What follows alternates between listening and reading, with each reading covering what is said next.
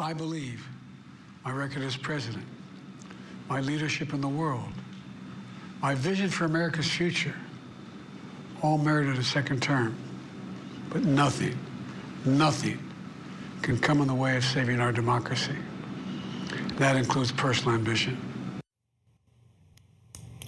That was President Joe Biden addressing the nation from the Oval Office, his first speech directly to the American people in his own words since he withdrew from the 2024 race on Sunday. Now, the president has just under 6 months left in his term, so we want to get a sense of what that might look like. Here with us is White House correspondent Haley Bull. Haley, President still conducting business. He will meet with Israeli Prime Minister Benjamin Netanyahu Thursday, but how much worry is there in the White House that the president's decision to drop out might limit his ability to actually get things done?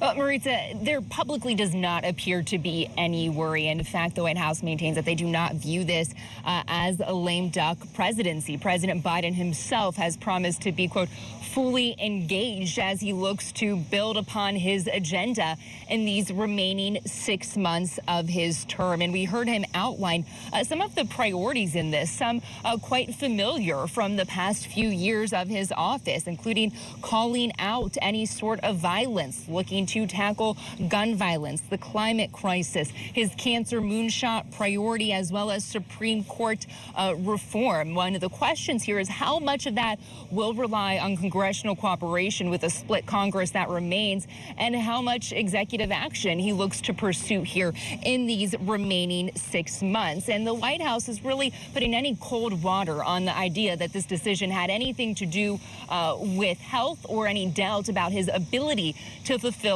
a second term. So the president certainly trying to project that it is full steam ahead for carrying out his agenda in these next 6 months. But Maritza, tonight here at the White House, while he is looking ahead, there's also a great sense of reflection over his more than 50-year career as his re-election bid comes to an end with this Oval Office address. Just moments ago, we could hear from out here on the lawn, the president addressing his staff to really what was a thunderous round of applause for him after he concluded his remarks this evening, Maritza.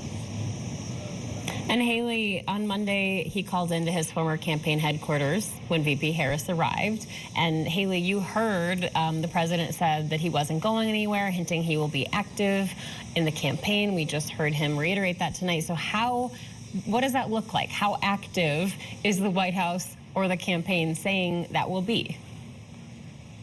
Yeah, well, he's promising he's going to be a part of the campaign. He's going to be supporting Vice President Harris. But the cadence of that and what shape that takes remains to be seen. How much he participates in fundraisers or on the rally stage. What we have seen the effort focused on so far is, in his words tonight, passing the torch, starting with his endorsement of the vice president, which he underscored once again tonight, and encouraging Democrats to embrace her, as it appears first priority here is uniting the Democratic Party after weeks of turmoil in their path forward in the 2024 election at this point. And again, you heard him call in and share that with campaign staff directly on Monday, but tonight bringing that message a bit wider.